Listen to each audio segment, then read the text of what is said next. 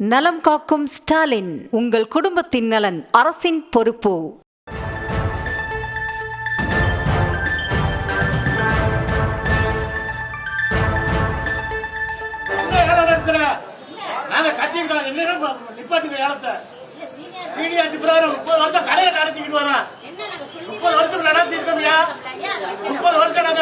பணம் கட்டி லாபம்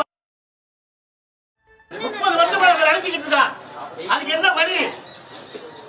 நாங்க எழுதி கொடுத்துருக்கோம். சீனியார் வைக்கல இதுல மேல அது வைக்காதுக்கு என்னையா இருக்கா?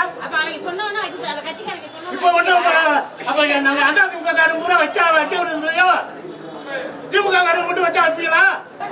நாங்க எல்லாத்துலயும் பேச்சு 30 வருஷமா பேசிக்கிட்டு இருக்கோம். எழுதி கொடுத்துருக்கு 30 வருஷமா எல்லாம் கள்ளத்தனமா பண்றீங்க. அவ்வளவு நாங்க டிடி வச்சு எல்லாம் 30 வருஷமா கடை நடத்திக்கிட்டு இருக்கோம் பஸ் ஸ்டாண்ட்ல. அதுக்கு என்ன வழி? அதுக்கு முன்பு வந்த இடத்த நிப்பாட்டு மண்ணடைய புத்தி பத்திய வச்சு கொடுத்துருவேன்மா.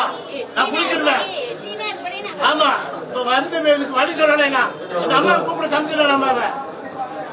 அம்மா எங்க வாய வழியா என்ன ஏதோ நடத்திக்கிட்டு இருக்க?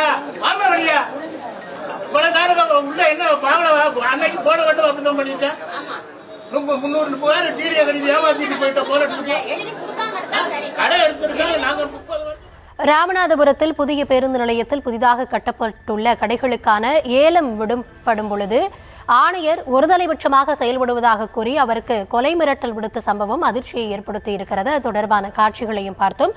களத்திலிருந்து விவரங்களோடு இணைகிறார் எம்முடைய செய்தியாளர் பூபேஷ். நடந்தது என்ன? முழுமையான விவரம். வணக்கம் சாதனை.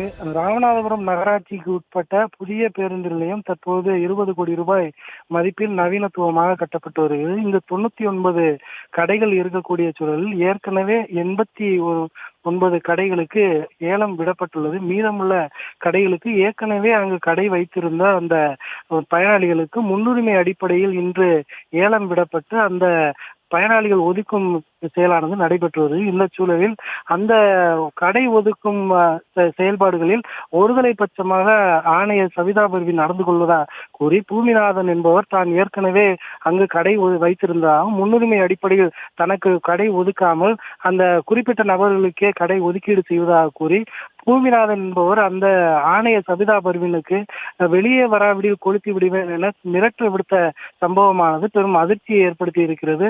ஏற்கனவே இந்த நகராட்சி கடைகளில் ஏலம் விடுவதில் முறைகேடு நடந்திருப்பதாக பல்வேறு குற்றச்சாட்டுகள் இருக்கும் நிலையில் முன்னுரிமை அடிப்படையில் இன்று நடக்கும் ஏலத்திலும் முறைகேடு நடந்திருப்பதாக கூறி பூமிநாதன் என்பவர் நகராட்சி ஆணையருக்கு கொலை மிரட்டல் விடுத்து ஒருமையில் திட்டிய சம்பவமானது பெரும் சர்ச்சையை ஏற்படுத்தியுள்ளது. கௌதமி,